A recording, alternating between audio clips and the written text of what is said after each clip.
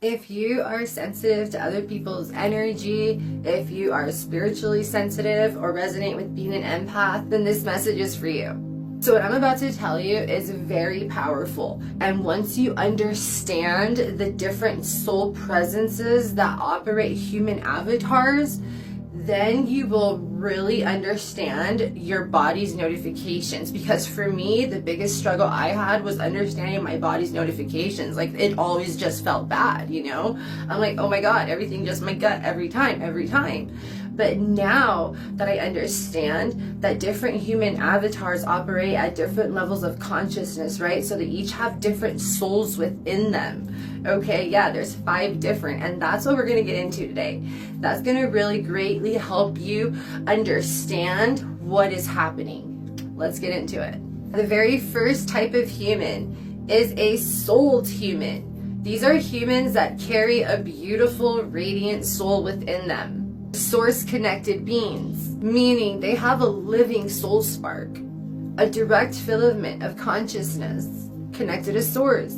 Now, souled humans have deep emotional range, and they also have empathy, okay? So they feel feelings, they have compassion, they're empathetic towards others, they have moralities, they're able to be self-aware, able to self-reflect. They also want to evolve. They're also aware of synchronicities and energetic patterns. So these souled humans, the most important part where this correlates to you and your path, okay, is that these have self-generating energy, which means that they can gather their own energy, whether it be through their source or through the earth. But these beings, they don't feed off others. Also too, when you're around these people, you could usually feel them, right? Like, they actually have an aura. Their eyes are alive. You can feel their presence when they come into a room, but not in an uncomfortable way. It's like, oh, okay, hey, what's up? It's in a calm way. Now, the next type of human is going to be an NPC, non-player characters, background people. This term NPC is borrowed from gaming and is used in modern metaphysics to describe people who operate in a collective or a programmable mindset, rather than an individual soul awareness. These people are going to be heavily influenced by group thinking, media trends, or social scripting. These people are also very surface level interactions, have a limited introspection, right? So they're just like all about one thing. They often serve as mirrors or catalysts depending on where you're at along your journey.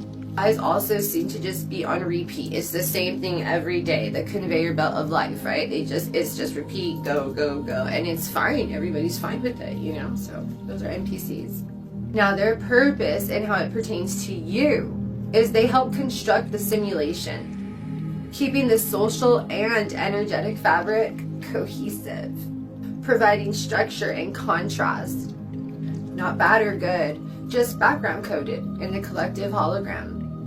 Now, this type of soul is the one I will physically get sick when I am around this type of an individual, right? And I always used to take it personal because I was like, why are they doing this to me? But once I understood what was actually going on, then I was aware, like, oh, okay, this is just my energetic fields communicating to me that there is a disturbance, that there is a distortion in the energetic field, right? So then you can do what you want with that information, right? Because energy is energy. You can transmit it for yourself. I mean, the possibilities are endless. Whatever, we're not going to get into that's not the point right now, but the point is, this type of being is the one that you really need to be aware of their presence when they're around. These are going to be the soulless or the empty vessels. So these are different from NPCs. So NPCs are still animated by like a shared consciousness field. Soulless vessels are disconnected. The original soul spark either left, like it just walked out, or it never fully anchored. Either way, these individuals tend to carry a parasitic attachment to them, and this is why I always struggle around them, is because they like to feed off of you, right? So like you will notice yourself becoming very obsessed or very like into what they're doing, and they're like drawing you in, and you're feeling all these type of ways, and it's because they're like feeding off of you. When you interact with them, their eyes feel blank, they feel hollow, they could even be super like glossy and glazed over. They can mimic emotions, but they do not feel it. They tend to drain or mimic other people's energy signatures. So if you're someone who radiates naturally, they're going to naturally be drawn to you. And then they might even start mimicking you. So that's going to be a strong indicator on how to tell. Knowledge is power, my friend. Oof. Yeah, but most importantly, this is where you have to really listen to your intuition, right? Because when you interact with them, something is going to feel off. Like, you're going to know something's not fucking right, but they're going to look the part. Like, they're going to look beautiful. They're going to look attractive. They're going to be charming. They're going to be intelligent. They're going to be calm. They're going to be all the things. They're going to be all the things. And you're just going to be like, maybe it's me. It's not you, man. That's the soulless vessel. That's draining you. And not always are these personal attacks. These are often used by external energies or programs, as in AI fields, parasites, social thought forms. And these are like latched into interface in the 3D matrix. They're sometimes referred to as organic portals or borrowed avatars, depending on your spiritual lingo. This pertains to you, okay, as someone who's highly empathic, as someone who can pick up on the energies, as someone that can feel. These act as vessels for testing, temptation, or energy siphoning, or all of the above, often appearing in key moments of growth, because duh, why wouldn't they? This is definitely when you are on your path and you are like about to level up. Your discernment is beginning tested. Your boundaries have been getting tested. Strengthening your gifts and energetic sovereignty. This fourth type of human soul is a hybrid or a walk-in. Now for me, from my knowledge along my journey, I've experienced contact with these souls in human avatars that have experienced like high trauma at like a very young age especially. I've noticed a lot of those tend to be walk-in souls, right? So some humans are hybrids, meaning their consciousness is shared between multiple streams, part human, part off-world. But usually others experience walk-ins where one soul needs to depart and another one must enter, usually through a traumatic ass event.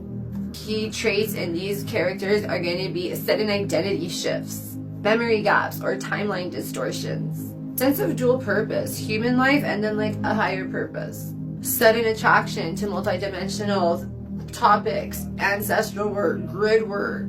These beings usually arrive when timelines need correcting or collective codes need anchoring. The number 5 type of soul is a source-aware being, advanced souls. These are the souls that have remembered their true identity beyond polarity. The ones who operate from a unified field consciousness, sometimes called void walkers, sometimes called ascended embers. Now the traits of these beings is that they can see through all illusions. They see beyond duality. They neutralize spellwork and manipulation simply by existing. These beings can consciously manipulate reality fields through intention, vibration, and will. These beings also recognize other beings of their same kind through resonance, through their energetic signature, not appearance. If you resonate with this type of a being, then you are here to serve as an anchor of the new grid systems, acting as a node of a consciousness recalibration.